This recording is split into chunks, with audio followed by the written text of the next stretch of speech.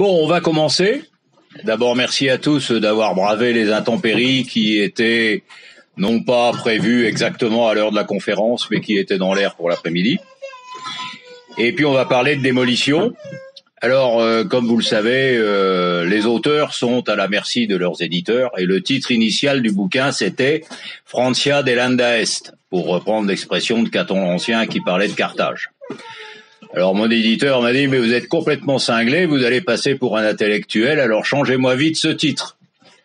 Bon, alors ça m'était déjà arrivé parce que quand j'ai écrit un petit fascicule sur la République, je l'avais intitulé « La foutaise des valeurs de la République ». On m'a dit « foutaise, mais vous allez passer pour un grossier personnage, changez-le ».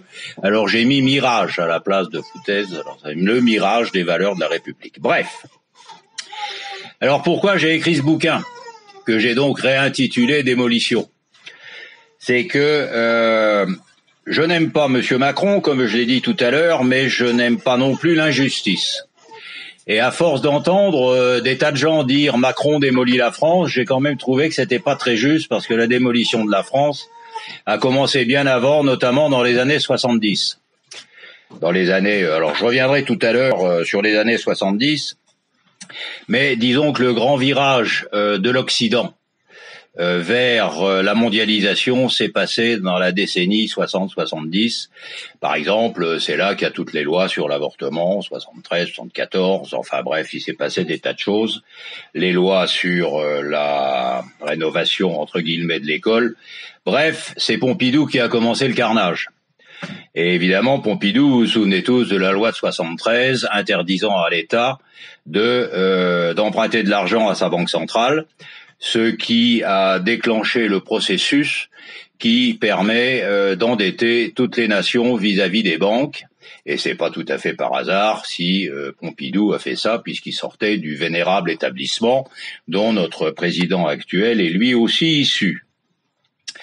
Tout ça parce que Napoléon disait la main qui donne est au-dessus de la main qui reçoit. Hein. Donc le banquier est au-dessus de l'emprunteur. Bref, même dans la vie courante, ça se sait. Giscard y a rajouté une couche avec le regroupement familial. Mitterrand a appuyé sur l'accélérateur de l'immigration.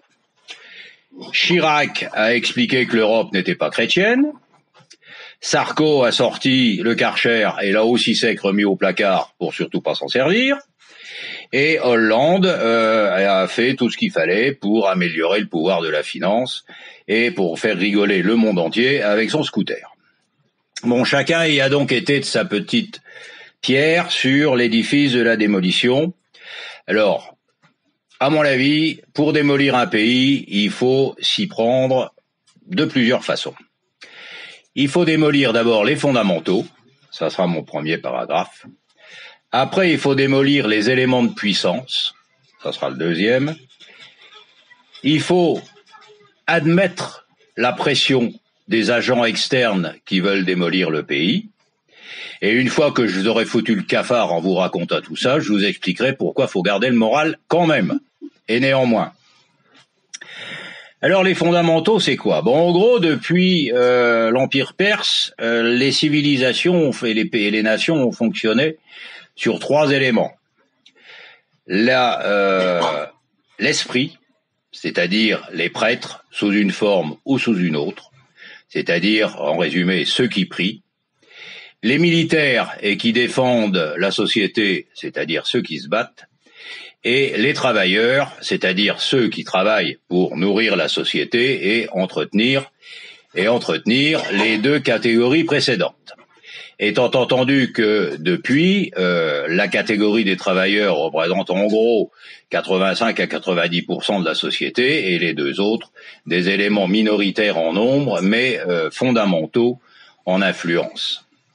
Alors par exemple, si vous prenez l'Empire romain, l'empereur était un dieu, enfin du moins au début, et donc il dirigeait la spiritualité. Chez les Grecs, c'était d'ailleurs un peu ça aussi. Les légions, qui étaient constituées de citoyens romains, constituaient l'armée, et puis les autres travaillaient, et vous savez que quand les légionnaires terminaient leur service, parce que les années passaient pour eux comme pour nous, on leur donnait en général, dans les territoires qu'ils avaient conquis, des terrains, de façon à ce qu'ils deviennent des agriculteurs. Notamment l'Espagne, il y a eu énormément de fortunes espagnoles qui ont commencé comme ça. Alors, ces trois éléments, il faut les détruire. Alors, comment les a-t-on détruits? Alors, bon, l'Église, c'est relativement évident. On a zigouillé tous les prêtres ou presque pendant la Révolution. On a donc tué Dieu, en quelque sorte. Enfin, c'était avant Nietzsche, mais pratiquement, ça revenait à ça. Et on l'a remplacé par des idées bizarroïdes, la raison, ou la religion civile de Monsieur Rousseau, dans son contrat social, chapitre 8. Et puis, on a liquidé l'Église, mais ça ne suffisait pas. On en a rajouté une couche dans la Troisième République. La Troisième République a entrepris une opération savante d'infiltration de l'Église, dont, par exemple, l'un des représentants majeurs est à travers la franc-maçonnerie, hein, bien sûr, dont l'un des représentants majeurs est le célèbre cardinal Rampolla, dont vous pourrez lire tous les exploits dans un bouquin qui s'appelle Le Réseau Rampolla, et que la Providence a empêché de devenir pape parce que dans une vieille loi du Moyen-Âge, l'empereur d'Autriche pouvait apposer son veto à la nomination d'un pape. Et c'est pour ça que le cardinal Rampolla n'a pas été pape en 1905, sinon Vatican II aurait eu lieu en 1908. Bref, il était toujours cardinal, il a quand même travaillé avec Léon XIII, mais je conseille vivement la lecture de ce bouquin parce que c'est là qu'on voit que la pénétration et la démolition maçonnique de l'Église, qui est donc au cœur des fondamentaux de l'Europe, a commencé bien avant Bergoglio. Bon, après, il y a évidemment eu Vatican II. Alors, Vatican II, c'est manifestement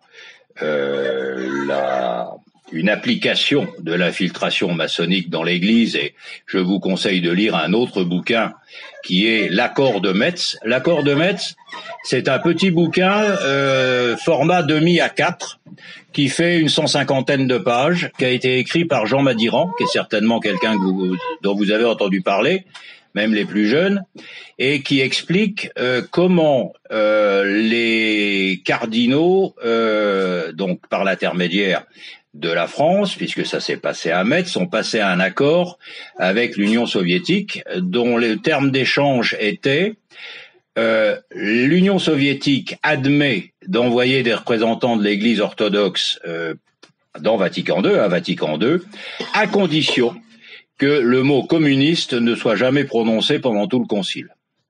Alors Madiran explique dans les détails comment ça s'est passé. Bref, et puis maintenant, effectivement, il y a l'apothéose avec Bergoglio qui fait beaucoup mieux que les révolutionnaires qui coupaient la tête des prêtres. Lui, il coupe carrément la tête de Jésus-Christ, parce que quand vous lisez les écrits de Bergoglio, il n'y a pas de doute que quand vous lisez Amoris Laetitia, et que vous lisez dans Amoris Laetitia, que j'ai lu pour écrire la lettre ouverte au pape, là, que le mariage est un projet et non pas un sacrement, vous avez compris que la parole du Christ pour Bergoglio vaut pas très cher. Donc, de la France, de la maçonnerie et de l'ensemble de l'Europe, l'Église est démolie, en France bien sûr, mais plus généralement en Occident. Pas toute l'Église, hein. Tout à l'heure je dirai un mot sur le protestantisme. Alors, premier pilier, il est mort, il est démoli. Deuxième pilier, l'armée. Alors, l'armée a évidemment eu un sursaut sous De Gaulle. Donc, sursaut qui s'est traduit par la création d'une force de frappe indépendante. Alors, évidemment, c'était particulièrement inadmissible, du moins pour Washington. Donc, on a fait sauter De Gaulle en lui faisant une révolution orange en 1968. Il y a des gens qui croient encore que M. Cohn-Bendit a fait 1968 parce qu'il pouvait pas aller sauter les demoiselles dans le dortoir des dames. Non, et ça, c'est la version la version pin-up de la chose. 68, c'est une révolution orange montée par un certain nombre de sbires en répression dans le but de faire sauter De Gaulle, ce qui est d'ailleurs arrivé, parce que De Gaulle avait eu l'imprudence de faire une force de frappe qui faisait que il avait pu sortir de l'OTAN et que s'il restait allié des Américains, en quelque sorte, il avait quand même acquis une indépendance qui leur était parfaitement intolérable. Souvenez-vous, quand il y a eu la crise de Cuba, donc en 1962, De Gaulle a téléphoné à Kennedy en disant « Nous sommes alliés et si ça finit mal, nous mourrons ensemble ». Donc il était resté allié, mais indépendant. Et ça, les Américains ne le toléraient déjà pas à l'époque, alors maintenant n'en parlons même plus. Donc l'indépendance s'est arrêtée, l'indépendance militaire s'est arrêtée sous Sarkozy qui nous a ramenés dans l'OTAN, dans le commandement intégré de l'OTAN, et puis maintenant on est devenus les supplétifs des Américains, et qui plus est, non seulement on est les supplétifs des Américains, mais on a fait en sorte, alors ça c'est effectivement Macron, de vendre aux Américains les matériels nécessaires à l'entretien de notre force de frappe, ce qui annule en quelque sorte, à travers la vente d'Alstom bien sûr, ce qui annule en quelque sorte l'indépendance que nous avait donnée De Gaulle. Petite anecdote au passage, je pense que vous le savez, mais vous savez que quand il y a eu la deuxième guerre du Golfe et que il y a eu un soubresaut pour essayer de ne pas y aller comme ça avait été le cas pour la première, les Américains ont dit bon bah d'accord, les catapultes du Charles de Gaulle, nous on s'en lave les mains.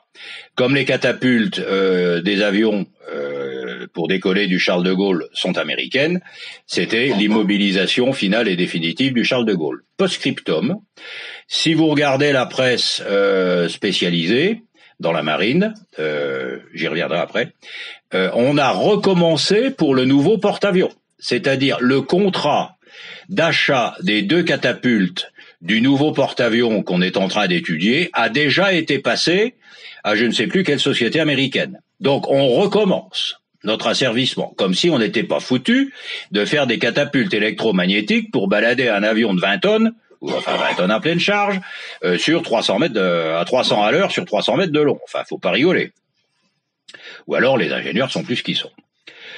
Et donc cette vente d'Alstom, c'est la fin de l'indépendance de la force de frappe, donc la fin de l'indépendance militaire.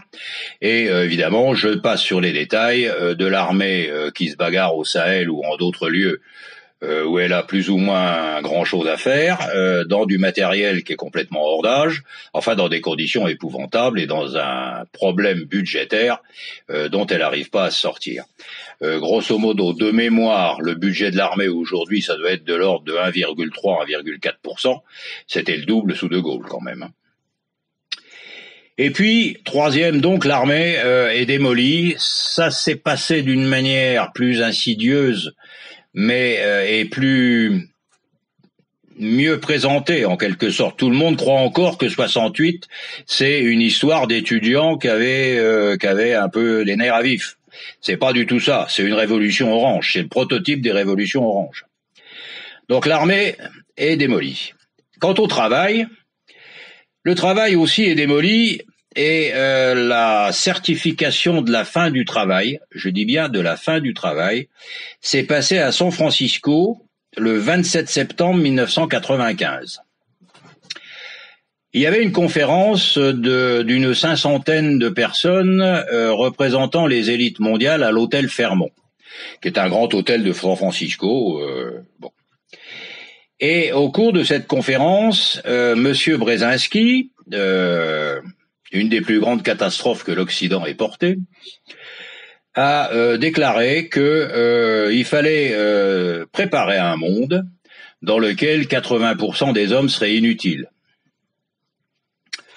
Donc s'il y a 80% des hommes sont inutiles, c'est qu'il y en a que 20% qui travaillent. Donc ça, c'est la fin du travail.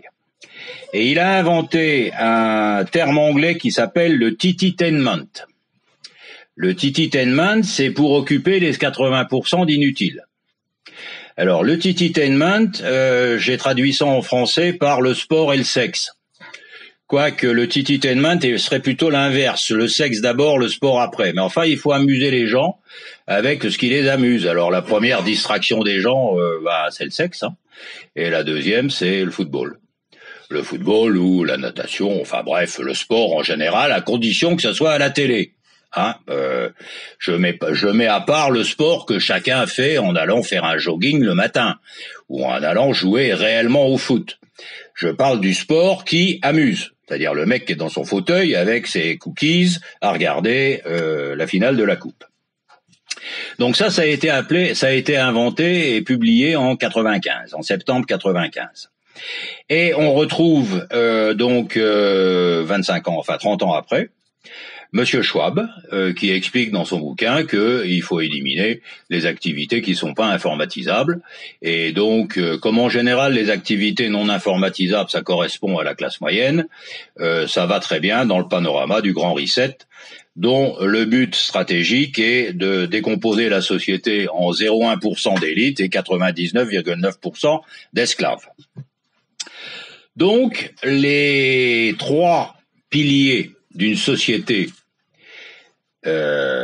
qui constitue la base de qui a constitué la base de toutes les sociétés. Donc les trois piliers sont démolis. Et par exemple, les trois piliers marchaient encore au Moyen Âge. Au Moyen Âge, il y avait les moines et les curés qui priaient et qui diffusaient la valeur spirituelle. Il y avait la noblesse qui versait son sang pour défendre soit son territoire, soit le roi. Et puis il y avait les travailleurs. Et le Moyen Âge, il a quand même duré un certain temps. Et sous la monarchie, c'était encore à peu près pareil.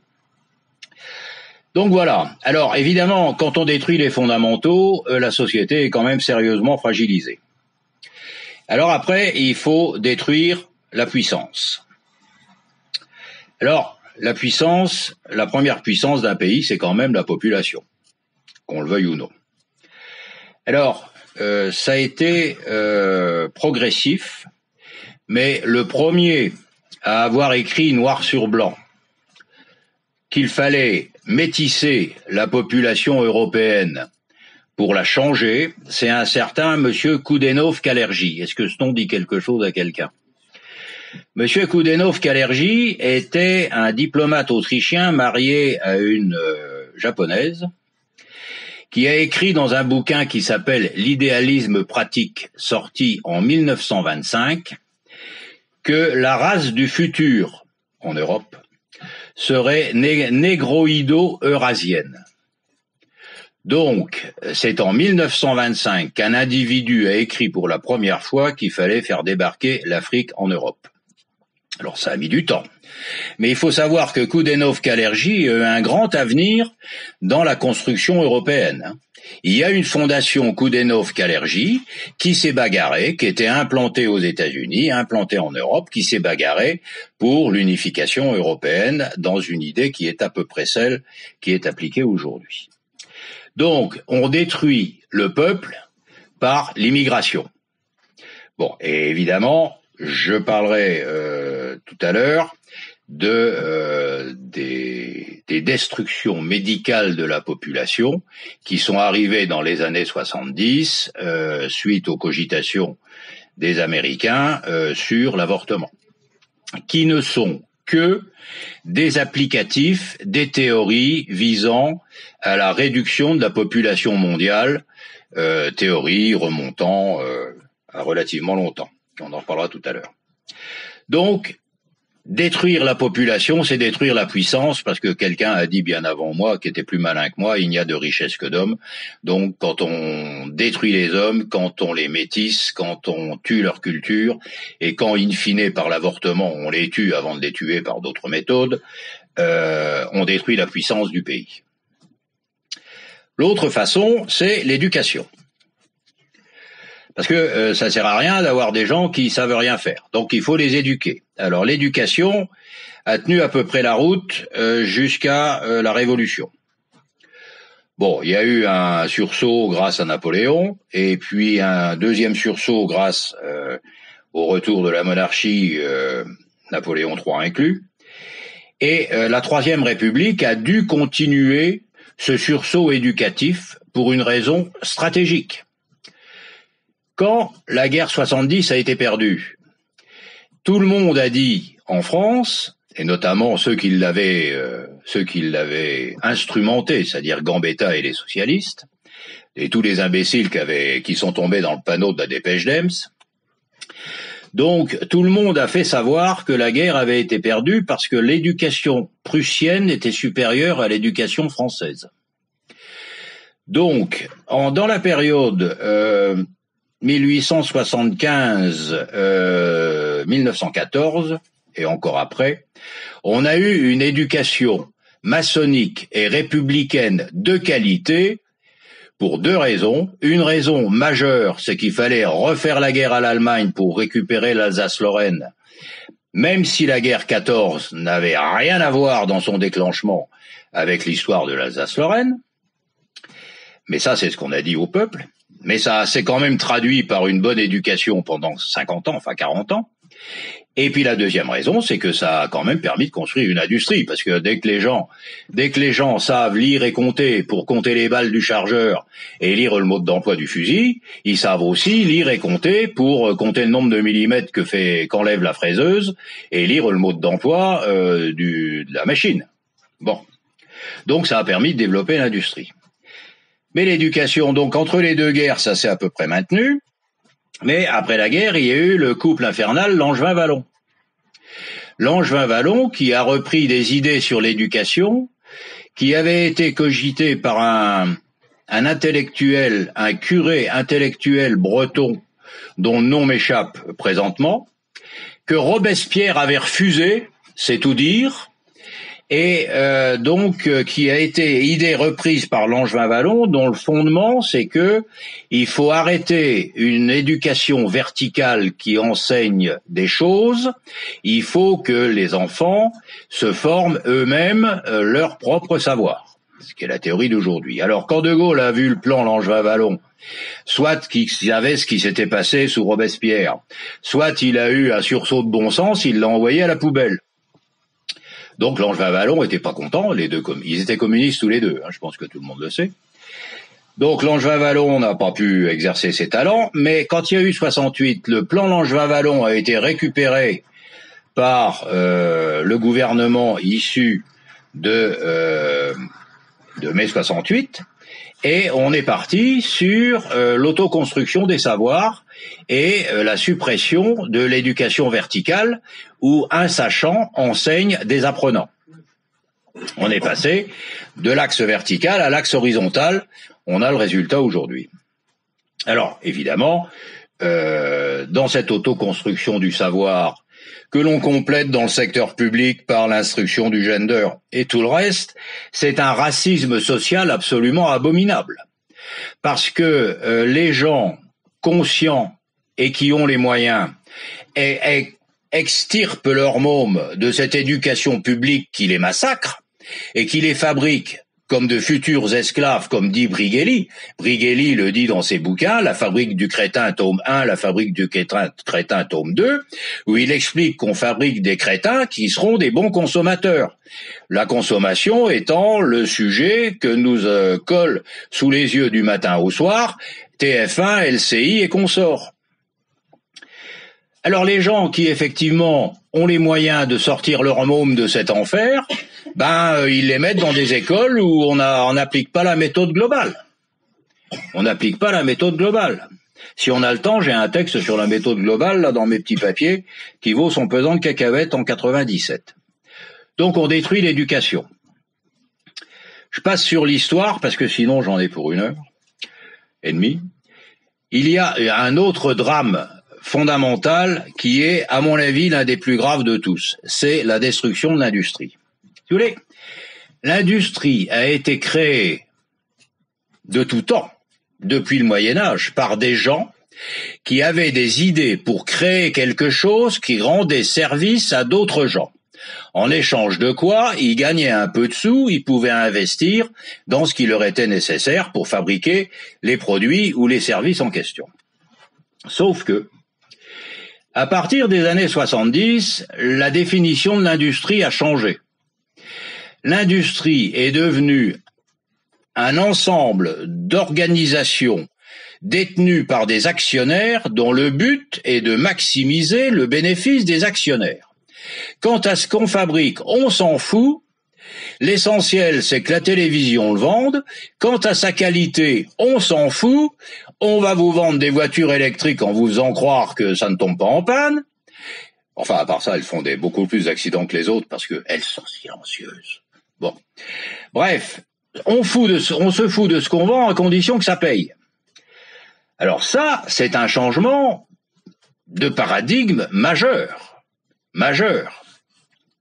Et donc, ça, c'est, si vous voulez, c'est le fond du théâtre.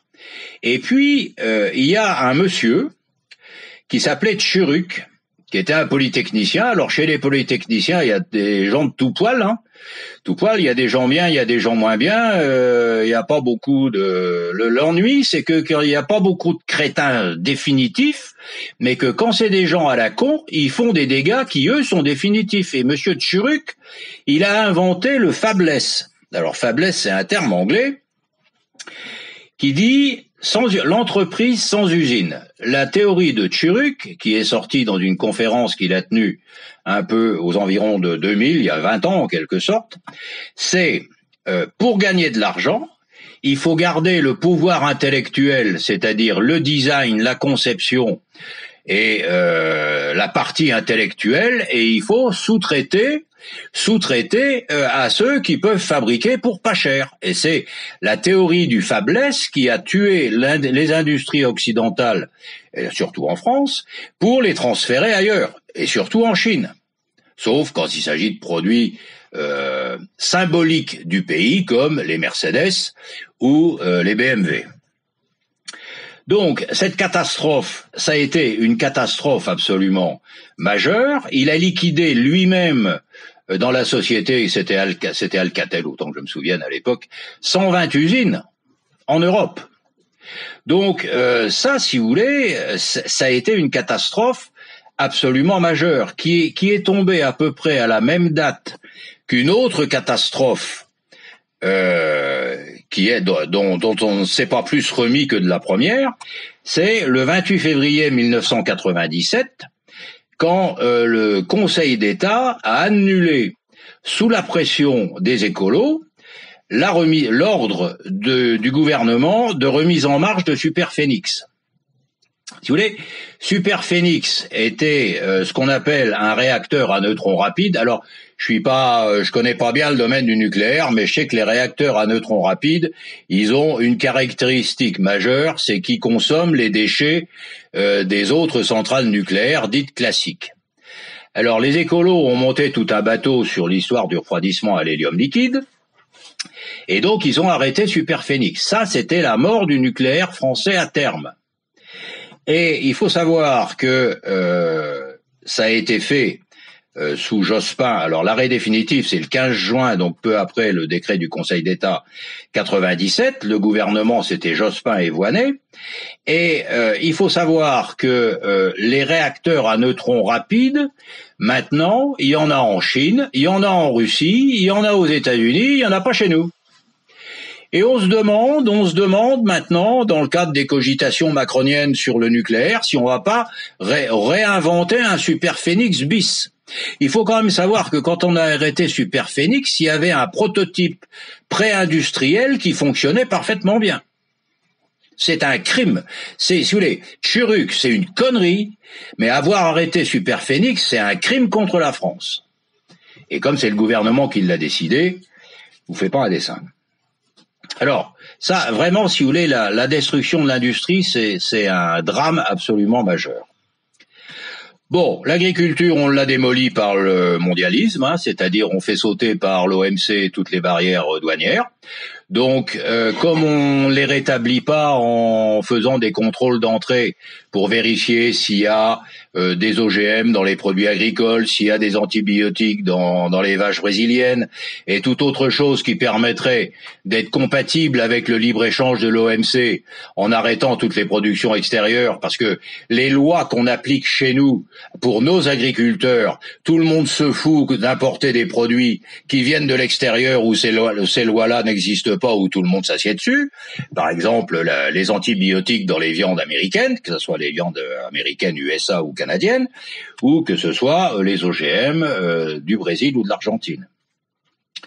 Donc on a tué ça, et puis récemment, ça continue, vous avez tous entendu parler de l'accord entre l'Union européenne et la Nouvelle-Zélande pour importer des moutons, ce qui fait que les moutons que l'on voit en se baladant en France, puisque là je remonte de Montpellier, j'ai donc traversé le Massif central, des moutons on en voit partout, bientôt il y aura plus de moutons, parce que les moutons ils arriveront congelés dans des cargos, voire des avions de Nouvelle-Zélande. Tout ça pour économiser 3 francs 6 sous. Enfin, c'est aberrant. Alors, les transports. Bon, le TGV a tué les chemins de fer. Alors là, tout le monde le sait. Avant, il y avait un réseau de chemins de fer qui desservait à peu près toute la France. Comme tout le pognon est parti dans le TGV, parce que le TGV, c'était la légion d'honneur du transport. L'apothéose, la gloire de la SNCF. Alors quand la SNCF est dirigée par des gens comme Monsieur Pépi et son prédécesseur, dont tout le monde savait, même à la RATP, que c'était des crétins quand ils étaient encore que les sous-adjoints du président, ils ont continué la manœuvre et le TGV a tué le réseau ferroviaire français. Quant à l'automobile, j'ai écrit un bouquin sur la destruction de l'automobile, vous pouvez l'acheter si vous voulez, ça s'appelle L'autopsie d'un assassinat. L'assassinat, c'est celui de l'automobile. Alors, en résumé et en 2 lignes, pourquoi tue-t-on l'automobile? C'est pas pour économiser du CO2 dont personne n'a rien à foutre. On tue l'automobile parce que le mondialisme et son gouvernement unique régnant sur un peuple d'esclaves a besoin impérativement et absolument de tuer la notion de liberté, et que le symbole de liberté dans tout l'Occident, et ça vient dans les pays d'Orient, c'est l'automobile. Le symbole de la liberté, c'est la bagnole. Donc il faut tuer la bagnole. Quant au CO2, c'est ce qu'on raconte à ceux qui regardent TF1. J'ai rien de spécial contre TF1, mais si je dis toutes les grandes chaînes de télé, ça va me prendre 10 minutes. Donc on a tué les transports. Et là, ça sera parfait. Quand le mondialisme sera arrivé à ses fins, vous serez chez vous, avec votre revenu individuel automatique, quoi que vous fassiez, devant votre télévision à bouffer des saloperies physiques et intellectuelles. Bref, la médecine. Alors la médecine, je passe rapidement dessus.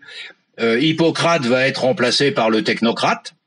C'est-à-dire que on va aller maintenant non plus chez le médecin de famille, on va aller chez un centre médical où vous mettrez votre doigt dans un capteur, et puis on vous fera une prise de sang virtuelle, on vous analysera tout. Si le doigt ne suffit pas, on vous passera un truc qui regardera le fond de votre œil, et si ça ne suffit pas, on vous regardera un doigt de pied, et après l'issue de tout ça, l'ordinateur dira voilà votre ordonnance, et vous n'aurez même pas besoin d'aller la chercher. Une voiture automatique, comme je l'ai décrit dans l'autopsie de l'assassinat, vous la livrera à domicile sans que vous ayez rien à faire, sauf à actionner votre smartphone pour payer la note.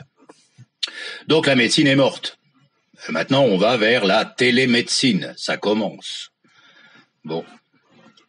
Et alors, ça sera plus facile pour administrer les vaccins. Bon. Quant à l'information, là aussi, je vais passer un peu rapidement parce que l'information, c'est devenu du bourrage de crâne. Et je vous répéterai quand même sur ce sujet la célèbre phrase de monsieur Xavier Niel, ouvrez les guillemets, citation littérale, quand les journalistes m'emmerdent, je prends une participation dans leur canard et ensuite ils me foutent la paix. Il a dit ça. Et puis, il faut être sensible aux effets externes. Donc là, on a détruit les fondamentaux, on a détruit la puissance, et maintenant, il faut se livrer aux effets externes. Alors, les effets externes en France, c'est Manhattan et Bruxelles. Alors Manhattan, vous vous souvenez que en 1996, je crois, Scorsese a fait un film qui s'appelle The Gangs of New York. Alors dans ce film, il explique que l'Amérique a été créée par des gangsters. Et qu'après tout, Al Capone n'était que la suite normale de tous les gangsters qui ont fait l'Amérique. Alors moi, je vais quand même en rajouter un peu. L'Amérique a été faite par des fanatiques débarqués dans le Mayflower, qui étaient tellement fanatiques qu'ils se sont fait foutre à la porte de l'Angleterre, qui Dieu sait n'était quand même pas un bagne, et ils sont arrivés avec leur Bible sous le bras, en disant voilà le nouvel Israël. Et donc ils avaient des idées. Et parmi leurs idées, il y avait que pour créer le nouvel Israël sur la terre promise où il y avait quand même 5 ou 6 millions d'Indiens, ils avaient une destinée manifeste. Alors, si vous voulez voir la destinée manifeste des Visus, vous allez sur Internet, vous tapez destinée manifeste de John Gast.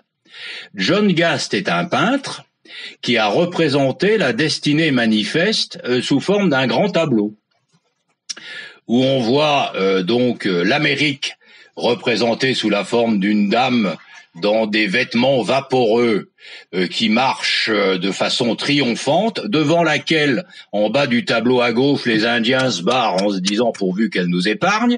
D'un autre côté du tableau à droite, vous connaissez le tableau, vous avez l'air de le connaître. D'un autre côté du tableau à droite, on voit Buffalo Bill qui tue les bisons qui servent de bouffe aux Indiens.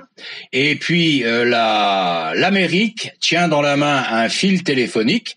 Et derrière l'Amérique progressant sur les territoires des Indiens, on voit les poteaux téléphoniques qui se construisent à côté d'une ligne de chemin de fer qui progresse. Ça, c'est la destinée. Le tableau s'appelle La Destinée Manifeste. Il a été peint en 1880 ou 85 par un nommé John Gast, G-A-S-T. Ça vaut la peine de passer 5 minutes à le chercher sur Internet. Bref. Les Américains sont donc des gens. Alors ces gens-là ont bien compris qu'ils n'étaient pas assez nombreux pour zigouiller les Indiens, donc ils ont fait venir tous les truands qu'ils ont trouvés en Europe. Et comme ça, ils ont pu génocider 5 millions d'Indiens sans que personne dise rien, même 2 siècles après. Là, ce génocide-là, non, c'est pas bien, pas bien. Bon, alors évidemment, avec un état d'esprit comme ça, puisque c'est leur destinée manifeste de diriger la planète, ils se croient tout permis. Alors bon, après, je passe sur les détails. Ils sont venus, donc, après avoir créé la guerre 14. Petite parenthèse sur la guerre 14. Si vous croyez encore que la guerre 14 a été faite pour récupérer, par la France, pour récupérer l'Alsace-Lorraine, c'est pas du tout ça. Il faut que vous lisiez 3 bouquins écrits. Alors, comme j'ai pas une mémoire d'éléphant, j'ai ressorti le bouquin pour avoir en gros le nom des auteurs. Jim McGregor et Jerry Docherty. Ce sont 2 Écossais qui ont écrit 3 pavés sur la guerre 14. Le premier s'appelle Les causes réelles de la guerre 14-18 et les 2 derniers s'appellent Prolonger l'agonie, tome 1 et tome 2. Je vous conseille vivement au minimum de lire le premier, qui explique, noir sur blanc, que la guerre 14 a été préparée depuis les années 1890 par la City de Londres, dirigée par la maison, quand on ose à peine prononcer le nom, Rothschild. Voilà, dans le but d'écrabouiller l'Allemagne, dont la puissance industrielle et maritime commençait à porter ombrage à la puissance industrielle et maritime de l'Angleterre. Petit post-scriptum au passage dans la parenthèse, l'Angleterre c'était un pays qui fonctionnait à peu près comme le mondialisme tel que l'imagine Schwab. Il y avait les patrons et les esclaves. Donc l'Angleterre a fait crever sa population pour se construire une marine lui permettant de dominer la planète, mais elle a créé un side effect, un effet collatéral, et l'effet collatéral, c'est quand même Karl Marx. Parce que quand Marx, qui vivait en Angleterre, a vu ce qui s'y passait, il a écrit en 1848 le manifeste communiste, dont vous connaissez les répercussions jusqu'à aujourd'hui. Fin de la parenthèse. Bref, donc, la vraie raison de la guerre 14, c'est ça. Hein. Alors, ça a été préparé de long terme, hein, parce qu'ils ont passé l'entente cordiale, vous savez, la grande entente cordiale avec ce crétin de président de la République française. Ils ont passé une alliance avec la Russie, alors que les Anglais pouvaient pas piffrer les tsars, mais ni de près ni de loin, non, ils pouvaient pas les. Ils ont quand même passé une alliance avec la Russie. Ça a donné lieu à la triple entente. Et malgré tous les efforts de Guillaume II pour que la guerre se déclenche pas à cause de la connerie de Sarajevo, eh ben, on y est allé quand même. Voilà la vérité sur la guerre 14. Donc c'était déjà une histoire de fric. Et évidemment, la création de la Banque fédérale le 23 décembre 1913, c'est-à-dire 8 mois avant le déclenchement de la guerre 14, c'est un pur hasard. Wall Street était pas au courant, hein. Bon. Donc voilà. Donc on est en fait, on s'est fait délivrer par les Américains une première fois. Alors en fait, l'arrivée des Américains à la fin de la guerre 14, c'est quand ils avaient prêté autant de pognon à l'Angleterre qu'à la France, qu'à l'Allemagne. Alors ils se sont dit, bon, comme l'Allemagne va prendre la pâtée, il faut qu'on soit dans les vainqueurs pour être à la table de négociation et récupérer nos billes. Sinon, l'Allemagne remboursera jamais les crédits qu'on lui a fait. C'est ni plus ni moins que ça, l'arrivée des Tommies qu'on fait plaisir à Pétain, mais Pétain, il rentrait pas dans ses considérations financières. L'arrivée des Tommies, c'est pour que Wall Street récupère le pognon qu'il avait prêté à l'Allemagne, dont il savait qu'il allait perdre la guerre. Et puis en 45, ils sont venus nous délivrer. Enfin, quand on dit délivrer, moi, je préfère employer le terme coloniser parce que bon, c'est quand même plus vrai. Bon, alors, donc il faut savoir que les Américains ont quand même eu quelques soucis. Il y a eu la crise de 1905, qui a été une crise financière qui a permis aux banques de Wall Street de dominer toutes les petites banques qui finançaient l'agriculture américaine. C'est-à-dire Wall Street a mis la main sur toutes les banques secondaires. C'est-à-dire comme toute crise, les gros bouffent les petits. Alors la crise de 1905-1907, qui a été une crise agricole grave aux États-Unis, a permis à Wall Street de rafler toutes les banques des États-Unis et de devenir ce qu'il est devenu. La création de la Fed, et puis après il y a eu la création de l'Europe. Alors la création de l'Europe, c'est un autre impact indirectement américain. Il faut savoir que le statut de l'Europe a été en fait écrit par un nommé Hallstein. Hallstein, qui était, dont vous connaissez le nom puisqu'il a été le premier président de l'Union européenne, mais qui avant d'être devenir le premier président de l'Union européenne était capitaine dans la Wehrmacht. Après avoir été le juriste d'Hitler, et comme Hitler voulait unifier l'Europe, il avait écrit les statuts de l'Europe unifiée pour le compte d'Hitler. Puis après, il est allé faire la guerre quand il a fait son boulot. Il s'est fait faire prisonnier à Cherbourg par les Américains, qui l'ont emmené en Amérique, mais les Américains, ils savent tout, ils ont bien vu que c'était pas le dernier des derniers. Donc, ils lui ont fait des stages de rééducation, si j'ose dire, et après, il est rentré d'Amérique quelques années plus tard comme ministre des Affaires étrangères d'Adenauer, ce qui est quand même pas mal pour un ancien capitaine de la Wehrmacht qui devient ministre tout d'un coup, et le nommé Hallstein, donc après avoir bien travaillé avec Koudenov-Kalergi qui était pas mort à l'époque, Monsieur Monet qui est le pire des salauds que la France ait porté puisque il a toujours trahi, il travaillait pour la CIA, on l'a su plus tard, et Monsieur Schuman qui lui a jamais rien compris au film.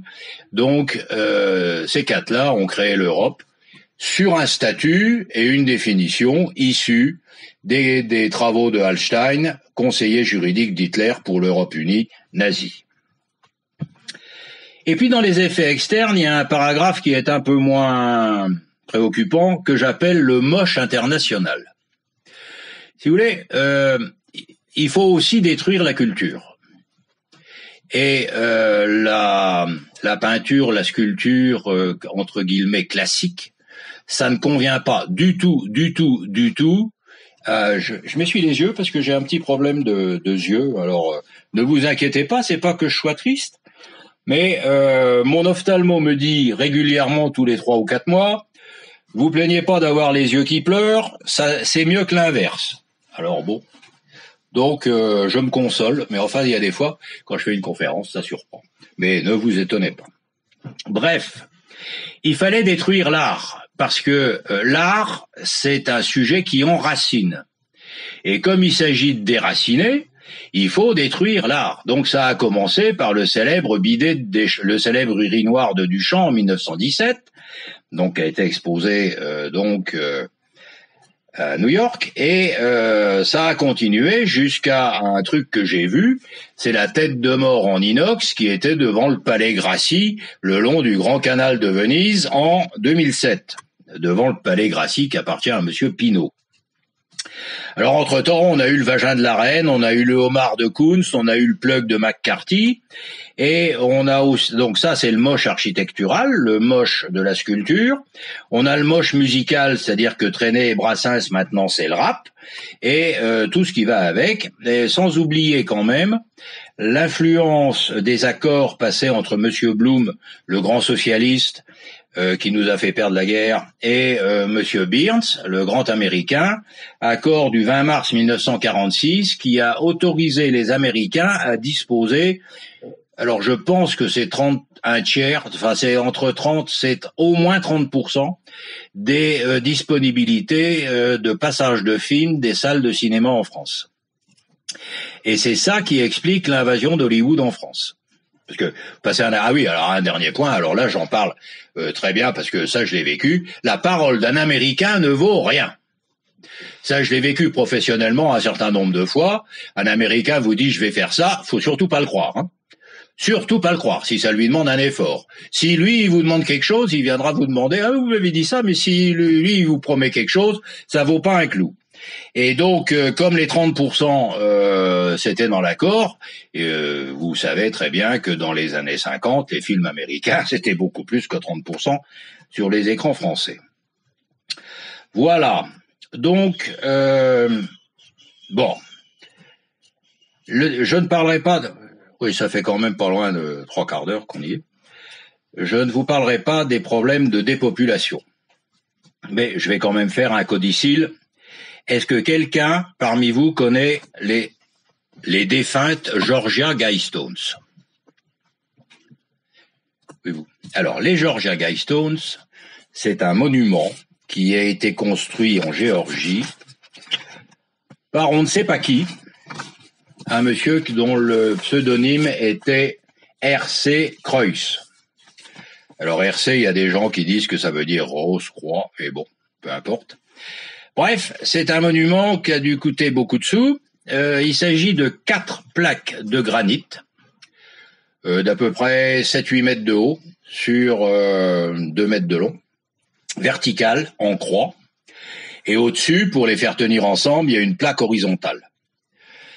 Sur les 4 plaques de granit, il y a les 10 commandements de l'humanité future.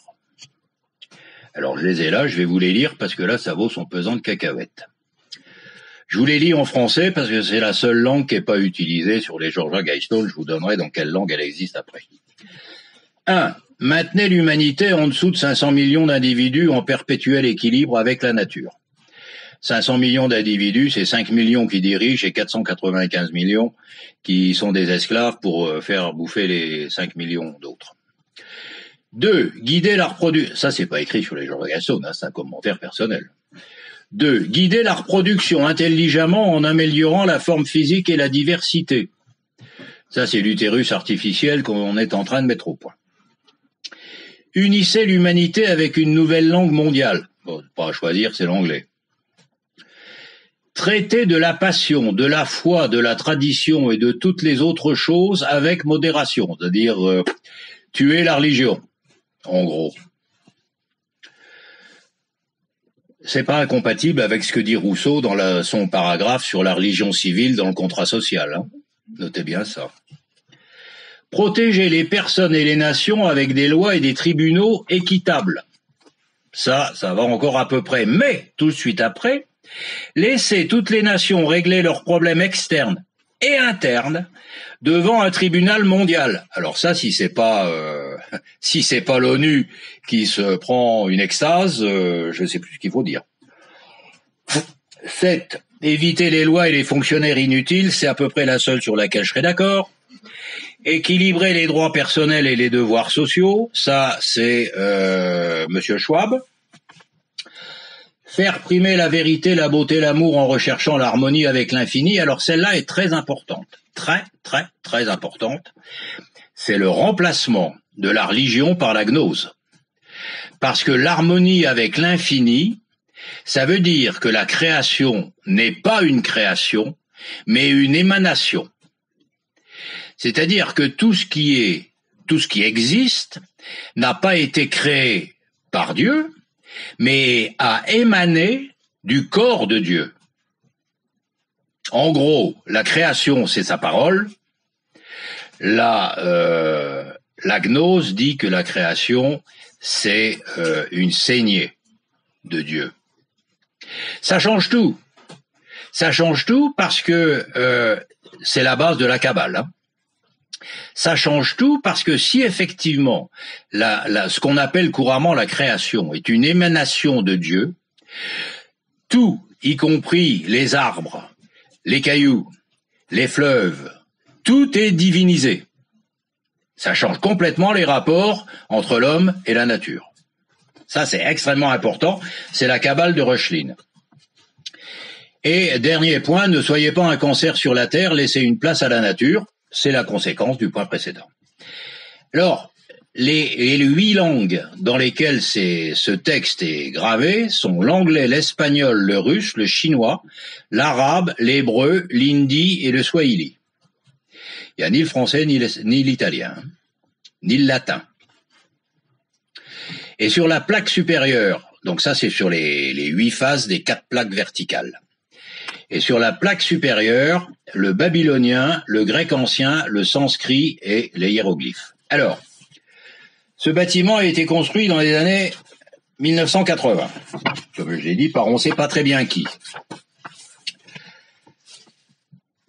Si vous allez sur Internet et que vous regardez la photo aérienne des Georgia Guidestones, qui n'existe plus, mais à l'époque, quand elles existaient, c'est construit dans un désert.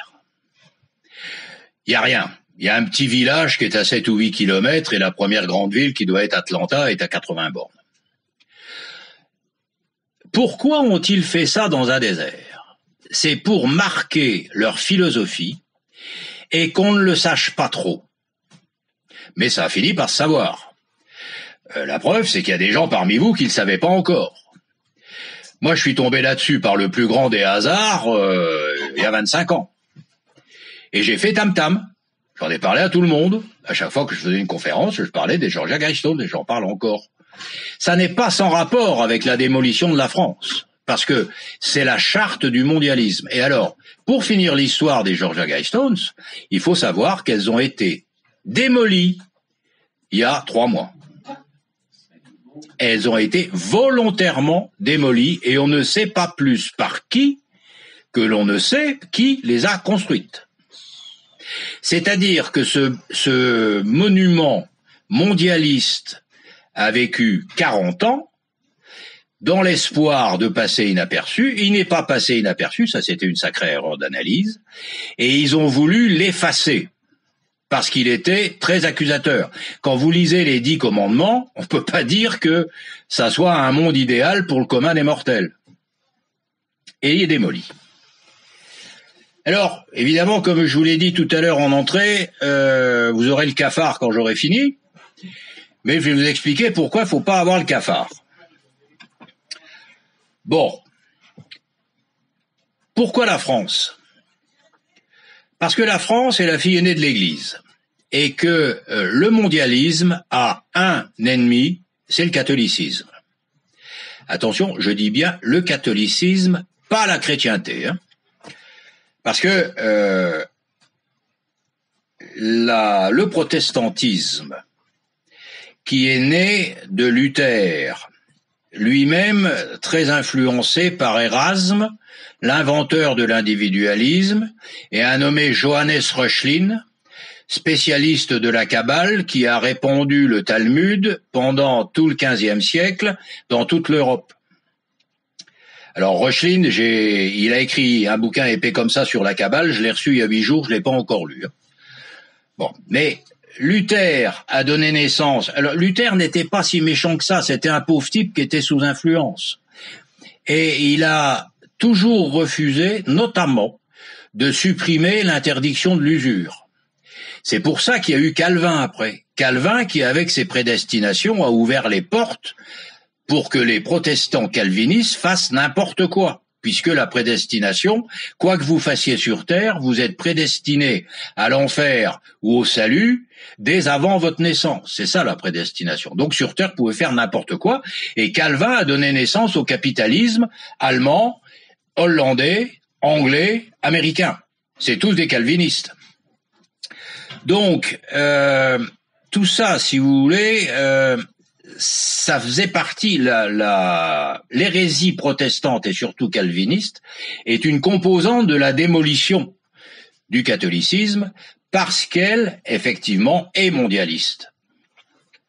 Alors bon, le protestantisme a donné naissance à la franc-maçonnerie. Je passe sur les constitutions d'Anderson en 1760, qui étaient pondues par un Français et un Anglais qui étaient tous les deux protestants. La franc-maçonnerie a fabriqué les Lumières. Bon, vous lirez le contrat social de Rousseau. Si vous vous en remettez, c'est pire que ma conférence. Et puis, après les Lumières, il y a eu la Révolution et la suite, les wagons sont raccrochés. Alors, pourquoi alors, la Révolution était mondialiste dès le départ. Il y a un autre bouquin qu'il faut lire, c'est La Révolution universelle d'Anacarsis Klotz. Anacarsis Klotz a fait donc un bouquin qui s'appelle La Révolution universelle, dans lequel on lit à peu près la phrase suivante: un corps ne se fait pas la guerre, ne se détruit pas lui-même, donc le monde ne sera en paix que quand sera constituée une nation unique. Bon, ça c'est une base du mondialisme indiscutable. Alors bref, tout ça n'est pas très gai, mais ça ne marchera pas. Et pourquoi ça ne marchera pas? Ça ne marchera pas pour deux raisons. La première raison, c'est Aristote et l'hubris.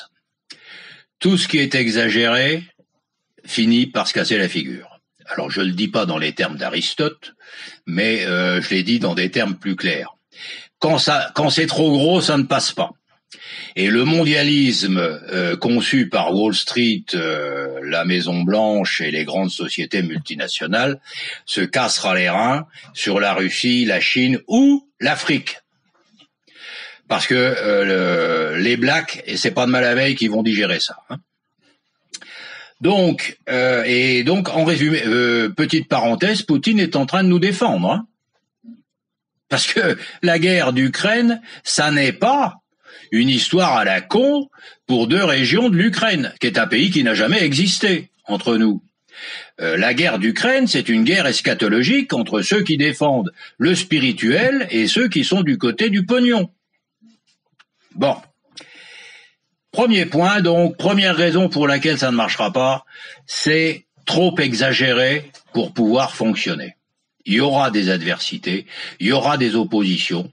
On a celle de la Russie en ce moment, mais vous verrez que quand ça va chauffer avec la Chine, ça sera une autre paire de manches.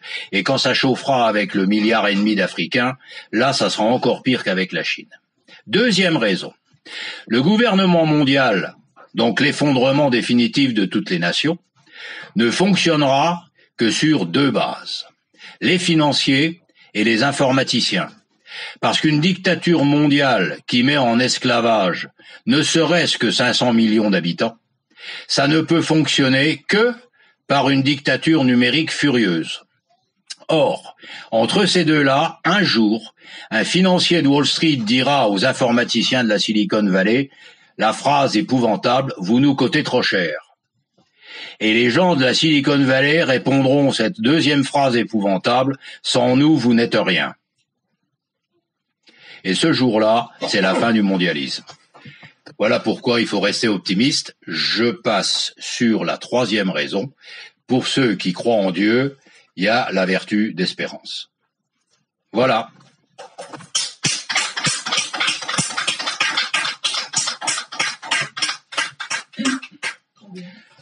S'il y a des questions, je vais essayer de... Je suis pas un historien, mais j'essaierai d'y répondre.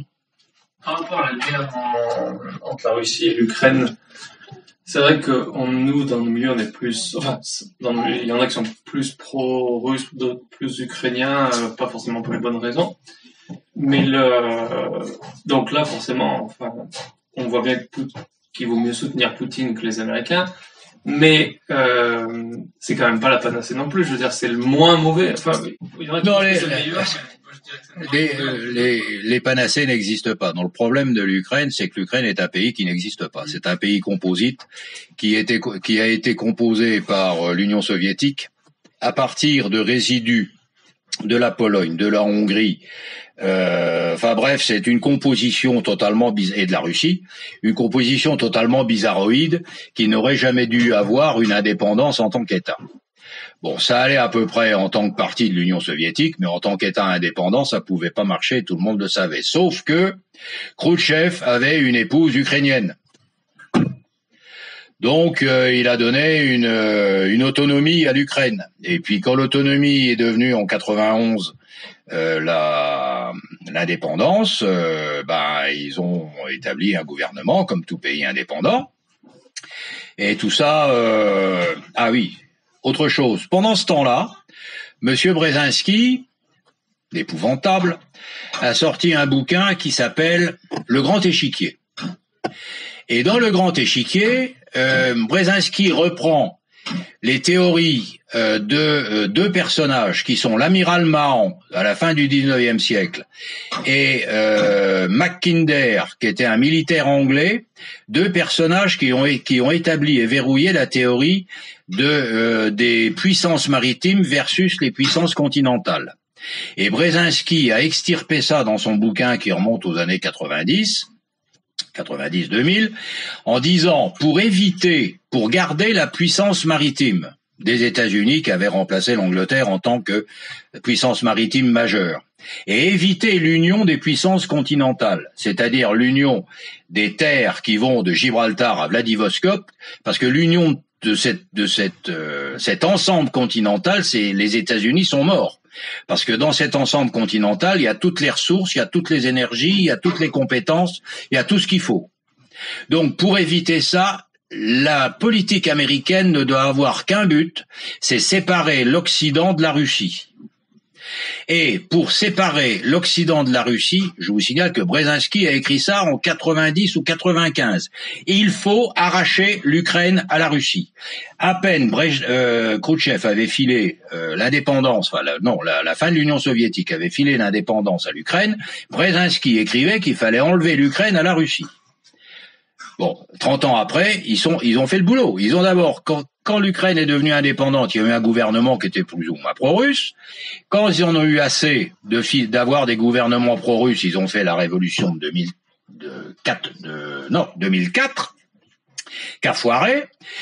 Ils ont attendu 10 ans, ils ont fait la révolution de 2014, et pour être bien sûr que les Russes seraient énervés, ils ont commencé à bombarder le Donbass et à zigouiller tout le monde. Il y a quand même eu pendant ces 8 ans-là plus de 15 000 morts, d'après ce qu'on sait. Hein. Bon. Donc, ils ont chatouillé la plante des pieds du plantigrade russe. Bon, on chatouille, on tire la queue du chat jusqu'à ce qu'il vous griffe. On chatouille la plante des pieds de l'ours jusqu'à ce qu'il vous griffe. Voilà, c'est tout, c'est pas plus compliqué que ça. Hein. C'est du cinéma, l'histoire de l'Ukraine. Je reviens sur la Première Guerre mondiale, notre guerre. Oui.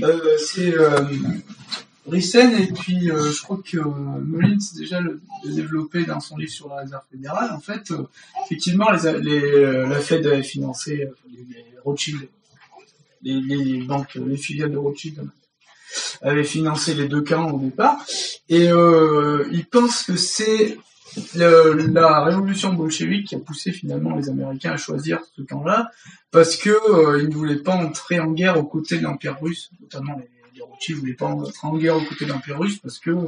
Et la révolution bolchevique, c'est une création de Wall Street. Hein. Oui, voilà, c'est ça, bien sûr. Absolument. C'est à ce moment-là qu'ils ont vraiment décidé d'appuyer un camp et d'entrer... Absolument. Absolument. Et c'est pour ça que dès que les léninistes ont pris le pouvoir, donc Lénine est reparti en Russie dans le fameux train blindé d'Hindenburg, et puis Trotsky est parti à Saint-Pétersbourg dans un bateau qui est parti des États-Unis, voyage payé, et quand les Canadiens, c'est des marrants, ils ont dit ah là Trotsky, on le fout en tôle. Il est resté en tôle moins de 48 heures, le temps que la Maison Blanche fasse savoir au Premier ministre canadien qu'il fallait pas déconner avec lui et qu'il était prié de le laisser partir. Bref. Donc, et le financement. Alors, oui, il y a aussi un élément là-dessus. Il y a eu à des titres humanitaires une base de la Croix-Rouge à Saint-Pétersbourg dès l'arrivée de Lénine. Et cette base de la Croix-Rouge humanitaire, donc, était constituée, alors je parle de mémoire, mais d'une quinzaine de personnes, dont un médecin et 14 banquiers. Voilà. Depuis, alors maintenant, quand je vois quelqu'un de la Croix-Rouge, il n'a pas de sous. Non, mais l'Union soviétique a été créée par les Américains. Et tout le cinéma de la guerre froide, si vous voulez, philosophiquement, le communisme et le capitalisme, ce sont les deux faces d'une même pièce. Les deux veulent transformer l'homme. Le communisme veut le bonheur du producteur et le capitaliste veut le bonheur du consommateur, parce que ça rapporte des sous. Bon, c'est les deux faces de la même pièce. Donc en fait, toute la guerre froide, ça a été du cinéma. Ça a été du cinéma qui a permis de développer le complexe militaro-industriel, des deux côtés d'ailleurs, au demeurant. Et le résultat qu'on a aujourd'hui, c'est le résultat de cette singerie générale. On a foutu la trouille de la bombe au peuple, de façon à ce que le peuple, par ses impôts, finance le complexe militaro-industriel. Que ce soit le communisme ou le capitalisme, les deux ont en commun leur matérialisme aussi. Absolument. Ah bah oui, il s'agit de créer, de sortir l'homme de la spiritualité, bien sûr. Et le premier à avoir, alors de mémoire, le premier à avoir écrit un bouquin qui devait s'appeler Le communisme de marché, c'est un Suisse qui s'appelait Ziegler dans les années 80, il me semble. Mais là, c'est de mémoire. Hein. Mais c'est un petit bouquin, genre un peu comme l'autre dont je parlais tout à l'heure, demi-format A4, 140, 150 pages, dont le titre c'est Le communisme de marché. Vous le retrouverez si vous. Le titre, je suis à peu près sûr. Hein. Vous le tapez sur Internet, vous le trouverez. La presse occidentale s'est mouvée beaucoup moins de la répression des chrétiens ou des patriotes russes que quand on enfermait un dissident qui était jamais communiste. Ah bah, le chrétien, enfin le catholique, c'est l'ennemi à éliminer. Hein. L'orthodoxie, pareil. Oui, mais l'orthodoxe, enfin, après là, on était avec une chambre politique, mais les orthodoxes, ils sont pas dans la vérité, tandis que les catholiques sont... Oui, mais si vous voulez, le problème, c'est que Saint Matthieu dit dans je ne sais plus trop quel verset, on ne peut pas aimer Dieu et l'argent. Hein, ce qui a été repris après par Ignace de Loyola dans les exercices de Saint Ignace, les deux mondes, enfin bref. Donc, c'est là le problème, si vous voulez. En fait, alors là, pour les croyants, le monde occidental soumis à l'argent, c'est le monde du diable versus le monde de Dieu. Bon. Saint Matthieu. Oui, non, mais ce que je voulais dire, c'est que quand je parle de catholicisme, je parle vraiment de l'info catholique, je parle pas de ce qui se passe... Ah ben elle est à éliminer.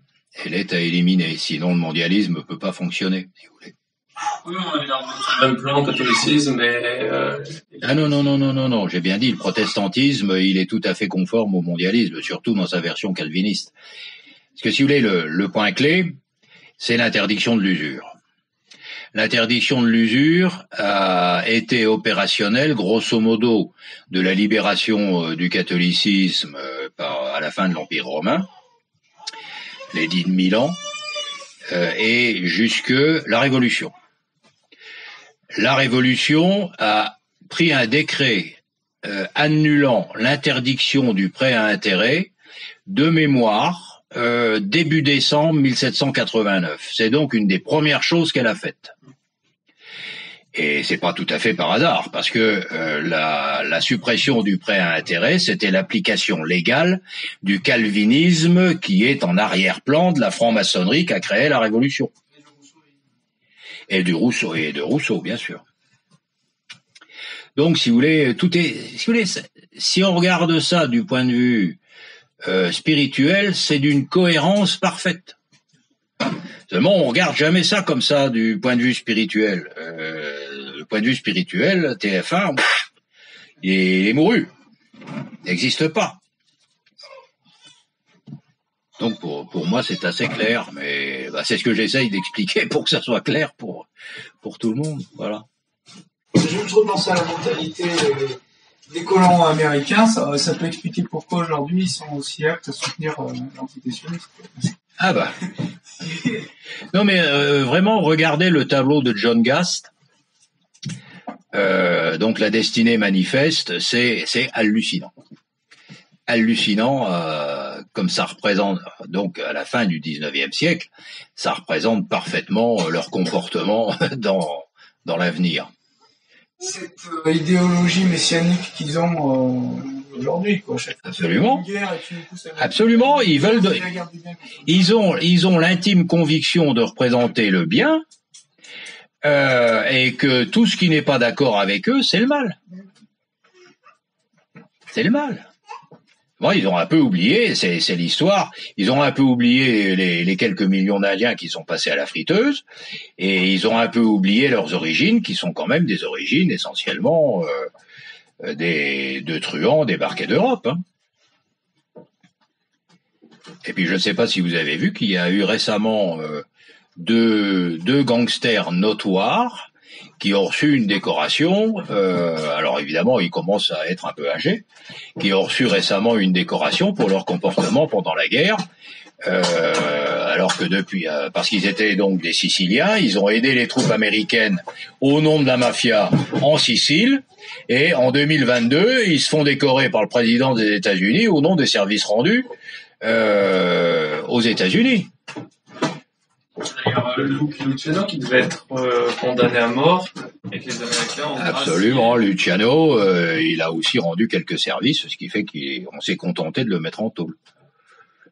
Techniquement, il a montré sans Mussolini et traité son pays. Non, mais si vous voulez, ils ont là une conviction de leur vocation, enfin de leur destinée manifeste ou de leur vocation, qui annihile toute considération d'une autre nature. C'est tout. Comme les antifas.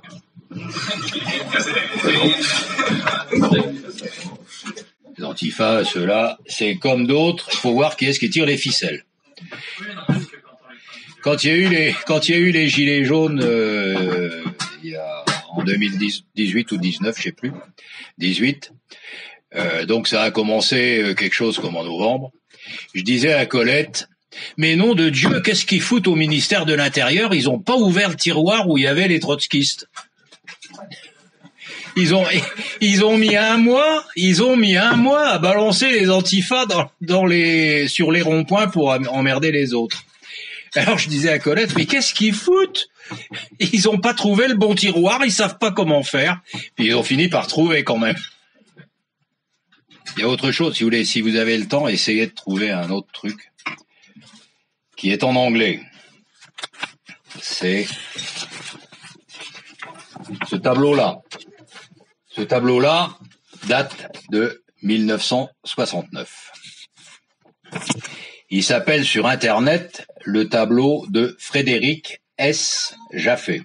Jaffé, J-A-2-F-E. Alors tapez pas tableau de Jaffé, parce qu'il y a un peintre qui s'appelle Jaffé. Alors vous avez 7 ou 8 pages sur les peintures de Monsieur Jaffé. Il faut taper tableau de Frédéric S. Jaffé.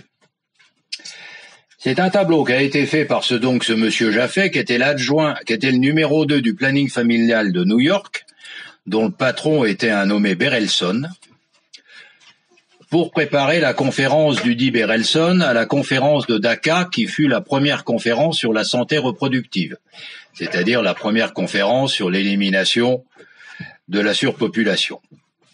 Et alors, vous trouvez écrit en 69 tout ce qui se passe aujourd'hui. Par exemple, restructurer la famille, c'est en anglais, reculer l'âge du mariage, altérer l'image de l'idéal familial, encourager l'homosexualité, faire travailler les femmes. Je passe, il y en a d'autres, je fais un résumé. Réduire les aides aux familles qui ont des enfants. Établir des crises économiques régulières. Faciliter l'avortement, bien sûr, décourager la propriété privée des domiciles. On croirait écouter Madame Vargon, 50 ans après. Autoriser la distribution des non médicales des contraceptifs et quelques autres. Enfin, je vous conseille ça. Et quand vous savez que ça a été écrit le 3 novembre 1969 et que vous comparez ce qu'il y a décrit là-dedans à ce qui se passe dans la société, donc 69, 50 ans après, vous vous dites que le monsieur qui a écrit ça, il a fait des enfants. Et si vous avez 5 minutes, et c'est toujours en anglais, je vous conseille d'aller chercher sur Internet un texte qui s'appelle le NSSM 200. NSSM, ça veut dire National Security Study Memorandum.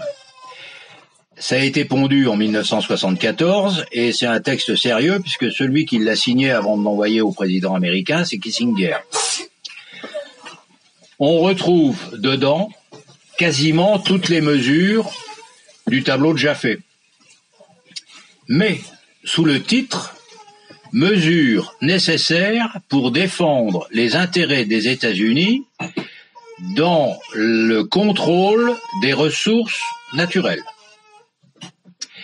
Et donc, il applique les mesures du tableau de Jaffe à tous les pays sous-développés. Mais il dit que pour que les pays sous-développés n'aient pas l'impression que c'était du colonialisme, il fallait commencer à se les appliquer à l'Occident. Vous comprenez ? Et moi, je ne peux pas m'empêcher. Alors, le NSSM 200, c'est quand même 75 pages en anglais. C'est pas 3 pages. Mais c'est très, très, très intéressant. Et je ne peux pas ne pas faire un rapprochement avec ce qu'on dit sur l'énergie aujourd'hui. Il faut réduire la consommation d'énergie et pour paraphraser Kissinger, pour en convaincre l'ensemble de la planète, il faut d'abord se l'appliquer à l'Occident. Et qu'est-ce que fait Macron ? C'est ça. Est-ce que le but, c'est pas surtout de l'appliquer à l'Occident ? Parce qu'ils ont l'air moins facés quand même. Non. Si vous voulez, la réduction, si vous voulez, alors je sais bien qu'il y a des gens qui contestent la théorie.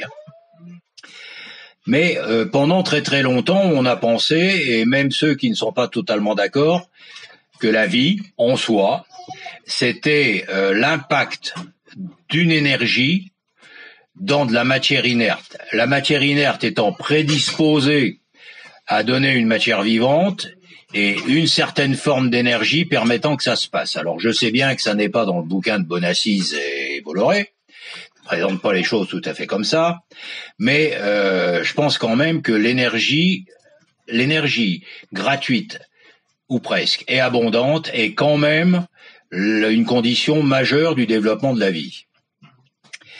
Et d'ailleurs, si les Américains sont devenus la première puissance mondiale, et même si c'est déclinant aujourd'hui, c'est bien parce qu'ils ont eu à leur disposition des ressources énergétiques illimitées pendant très longtemps. Bon, si vous voulez, ils ont trouvé du pétrole partout chez eux, enfin du moins dans toute la partie pétrolière, donc ça leur a donné une énergie gratuite pendant des décennies et des décennies. Ils sont devenus la première puissance mondiale. Bon, brimer l'énergie, c'est en fait restreindre l'espérance de vie. Et comme le but du mondialisme, c'est 500 millions de personnes, il y en a quand même beaucoup à éliminer. Donc, en brimant l'énergie, on s'en fout du CO2. Le CO2, c'est un bobard destiné à prendre les gens en main et à gagner des ronds. Si vous voulez en être convaincu, lisez il y a un bouquin qui est sorti qui s'appelle L'Empire écologique, d'un certain Bernardin, bouquin sorti de mémoire en 98. Encore un pavé. Mais en 98, l'auteur, il a parfaitement décrit toute la truanderie qu'il y a derrière ce truc, qui a été lancé par les Rockefeller et un Canadien qui s'appelait, son nom m'échappe. Ça me reviendra peut-être. Et donc, brimer l'énergie, c'est brimer la vie, en quelque sorte. Et réduire le chauffage de 20 ou 21 à 19, eh ben, qu'on le veuille ou non, ça foutra une bronchite à des tas de vieux qui vont crever. C'est ça le but. Le but supérieur. Oui, ah ben la suppression de l'hôpital, la démolition de l'hôpital, ça fait partie de la démolition générale de l'ensemble des services publics qui convient à libéral comme Macron, de façon à ce que la médecine, ça devienne pour le vulgum pecus, l'ordinateur où on met le doigt et qui vous sort l'ordonnance, que je décrivais tout à l'heure, et pour les gens qui auront les moyens de payer ce qu'il faudra, des médecins qui seront à 3 000 € les 45 minutes. C'est la ségrégation sociale, si vous voulez, l'avenir, c'est la ségrégation sociale. C'est ce que sous les diverses formes du laïus que j'ai fait, j'ai essayé d'expliquer, hein. Et donc, il faut se bagarrer contre ça, et se bagarrer contre ça, alors ça, il y a des tas de solutions. Il y en a qui écrivent des bouquins, par exemple. Et puis, par ailleurs, pour la première fois à Montpellier, un gars a sorti publiquement, devant 200 personnes, qui conseillait vivement à tout le monde de passer son permis de chasse et de s'inscrire dans un club de tir. Bon. Moi, c'est fait depuis belle lurette, hein. Mais je ne peux que vous confirmer le conseil. Bon, mais ça finira bien parce que tout ce qui est exagéré ne peut pas fonctionner. Et le conflit, si vous voulez, moi dans ma vie, j'ai quand même travaillé avec des banquiers et avec des informaticiens. Eh ben, la mentalité d'un banquier et la mentalité d'un informaticien, ça n'a rien à voir. C'est pas le même monde. Donc, ils sont pour l'instant associés, mais le jour où ça va chauffer entre eux, ça va chauffer, comme on dit vulgairement, ça va chauffer grave, et là, leur système, plouf. Et puis, il y a l'espérance. C'était quoi votre travail? Oh là, moi j'étais ingénieur donc dans les transports, sous statut RATP. Alors sur mes 40 ans de boulot, un peu plus, j'ai passé 8 ans à la RATP. Et j'ai passé tout le reste de ma carrière, avant les 8 ans à la RATP, à courir la planète pour vendre des métros et des chemins de fer, enfin bref, vendre du transport. Alors dans mes exploits, c'est moi qui ai construit le métro à Santiago, sous Pinochet, vous ne le répéterez pas, mais je n'en ai pas honte, hein. Et donc après m'être fâché avec la haute direction de la RATP, parce que, si vous voulez, moi j'étais un commercial. Et un commercial, qu'est-ce qu'il a comme souci premier? C'est le client. Que le client soit un Chilien, un Argentin, un colonel vietnamien, un Arabe du Moyen-Orient ou un Black de Johannesburg, c'est un client, on lui fait attention et on se fout pas de sa gueule. Sinon, ça marche pas. Bon. Quand je suis rentré à la RATP, parce que mon épouse ici présente m'avait expliqué qu'elle en avait marre de plus me voir parce que j'étais tout le temps dans les avions, ce qui est vrai, et j'étais crevé. Attention, faut pas faire ça trop vieux, hein, parce que après on tient plus le choc. Donc, quand je suis rentré à la RATP, j'ai eu la stupéfaction de tomber sur une société dans laquelle la seule chose dont on n'avait rien à foutre, c'était le voyageur. Alors, je suis quand même resté. J'ai dit, mais dans quel monde de fou suis-je tombé? Alors j'ai essayé de faire des choses. J'étais responsable de l'entretien de toutes les infrastructures. J'ai essayé de faire des choses pour intéresser les voyageurs. Les premières œuvres d'art artistique, c'est moi qui les ai mises dans le métro quand même. Et puis j'ai fait des tas de trucs, mais ça a pas plu parce que c'était des dépenses inutiles. J'avais 4 milliards de budget, mettre une statue qui valait 200 000 € dans une station ou un tableau, c'était pas ça qu'allait ruiner la boutique. Bon. Et je pense que ça avait tendance à élever un peu l'intellect des voyageurs. Mais ça a pas plu. Alors un jour, ça a chauffé avec une espèce d'ordure maçonnique qui était président de la RATP, qui s'appelle toujours Christian Blanc, qui a eu un bel avenir dans la politique. Et puis je suis reparti en détachement, rouler ma bosse dans des entreprises de signalisation. J'ai tracé le métro tramway de Bordeaux. Ah oui, comme je disais à je sais plus qui tout à l'heure, s'il n'y a pas de caténaire dans le centre-ville de Bordeaux, c'est grâce à moi. Contre Alstom, contre la ville de Bordeaux. Ça, c'était amusant. Un jour, quand j'ai fait savoir qu'on pouvait faire dans le centre de Bordeaux un tramway sans caténaire, j'ai reçu un coup de téléphone de la rue de Varennes. Et donc, je suis allé rue de Varennes voir un des pontes du ministère de la Culture. Alors, le gars, c'était, comment dirais-je, une armoire à glace. Il avait 15 ans de plus que moi à l'époque. Et on m'avait dit, attention, tu vas chez un tel, alors j'ai oublié son nom, c'est un gauchiste, alors vous allez pas vous entendre. Mais le gars, il était au courant, hein. Il m'a dit, bonjour, c'est vous qui vous prétendez pouvoir faire un tramway sans caténaire dans le centre de Bordeaux? Ben, je dis oui, c'est moi. Bon. Mais écoutez, je connais vos opinions politiques, alors on va parler d'autre chose. Si vous êtes capable de faire un tramway sans caténaire dans le centre de Bordeaux, je suis votre allié. Et si effectivement vous me confirmez que c'est bon, je ne signerai aucune autorisation du ministère de la Culture pour faire le tramway si on veut lui coller des caténaires, si vous me dites le contraire. Ça a duré 5 minutes. Je lui ai dit, je pense que c'est faisable, on s'est serré la main, et il a tenu parole. Et moi j'ai fait un tramway sans caténaire. Dans le centre, que ça coûte un peu de sous quand même. Hein. Contre Alstom, on a fait plier Alstom. Donc, si vous voulez, j'ai fait des bricoles à droite et à gauche. Bon, j'ai aussi fait les équipements fixes du tunnel sous la Manche. Parce que quand je suis parti de la RATP, il fallait bien que je trouve quelque chose à faire. Bon. Enfin bref, je suis amusé, quoi. Vous voulez, si vous avez des enfants ou des petits-enfants, dites-leur que dans la vie, il y a une seule chose qui compte. Hein. C'est pas s'emmerder. Enfin, voilà. On a tout dit? Tout, non. Tout, non. Et on a déjà dit beaucoup. Voilà, j'espère que ça vous a intéressé. Et voilà.